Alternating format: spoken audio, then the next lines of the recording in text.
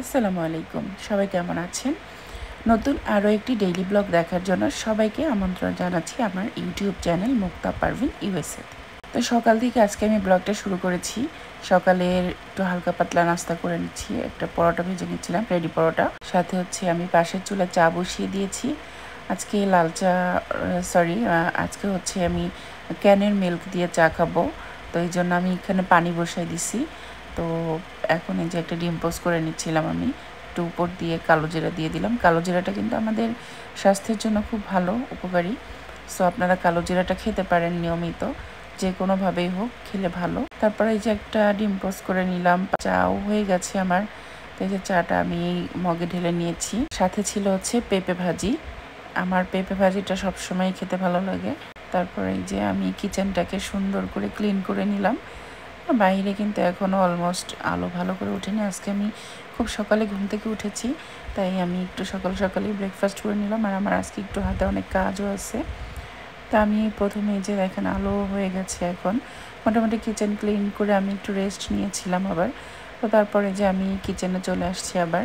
আমার কিচেনের উইন্ডোতে যে প্ল্যান্টগুলো আছে, মানি প্ল্যান্ট, এগুলো তো আমি এইগুলো সব কিছু এখন ক্লিন করে নিব। আর আমি প্রতিদিন সকালে কিন্তু ঘুম থেকে ওঠার পরে আগে আমি এই গাছগুলোতে পানি দিই, গাছগুলো ক্লিন করি, পানি স্প্রে করে। আর মানি প্ল্যান্ট কিন্তু পানি স্প্রে করাটা খুব পছন্দ করে। হ্যাঁ, মানি প্ল্যান্ট হচ্ছে পানি স্প্রে করলে খুব গাছ ভালো থাকে, সতেজ থাকে। তারপর আমি আবার এই যে দুপুরে রান্নার জন্য আমি গাছ থেকে একটা পেঁপে পেরে নিচ্ছিলাম। যেহেতু আমার গাছের পেঁপে আমি সবসময় যখন ইচ্ছা করে তখনই পেরে খেতে পারি আর কি। কাঁচা পেঁপেও খাই, এবার পাকা পেঁপেও খাই, যখন যেটা ভালো লাগে আর কি। তো এই যে দেখেন আমার কোটাটা কিন্তু খুব হেভি ছিল, তো এটা আমি আসলে ব্যালেন্স রাখতে পারছিলাম না, তো পড়ে যাচ্ছিল বারবার। তারপর যাই হোক কোনোভাবে একটা পেঁপে কিন্তু আমি পেরেছি। একটা পেঁপে আমি অলমোস্ট খুব সময় নিয়ে পেঁপেটা পেরেছি।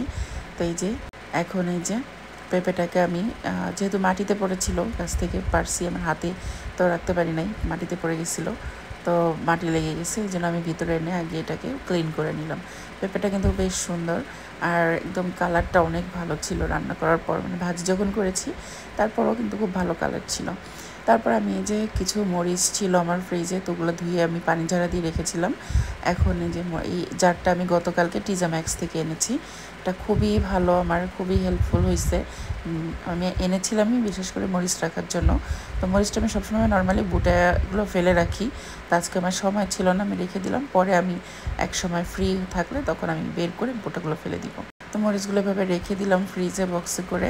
তারপর আমি দুপুরে রান্নায় চলে গেলাম। আজকে একটু খাসির মাংস রান্না করব, সাথে হচ্ছে একটু পোলাও রান্না করব। তো এই যে খাসির মাংস আমি বসাই দিলাম। এখানে সব মশলাগুলো নিয়েছি, গুঁড়া মশলা, গোটা মশলা একসাথে করে দিয়ে আমি হচ্ছে পেঁয়াজের মধ্যে দিয়ে দিলাম।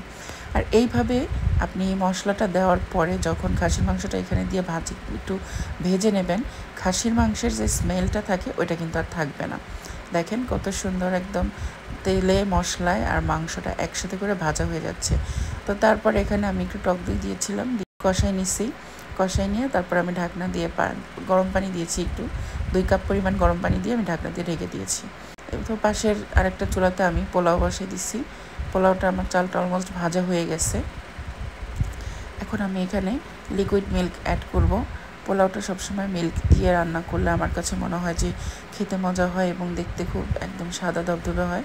তারপরে যে আমার হোমমেড গাওয়া ঘি, সেটা দিয়ে দিলাম আমি 1 টেবিল চামচ পরিমাণ। এরপর একটু ভালো করে নেড়েচেড়ে মিশিয়ে আমি লবণটা দেখে নেব, দেখে তারপর আমি ঢাকনা দিয়ে দেবো এবং লো হিটে রান্না করব।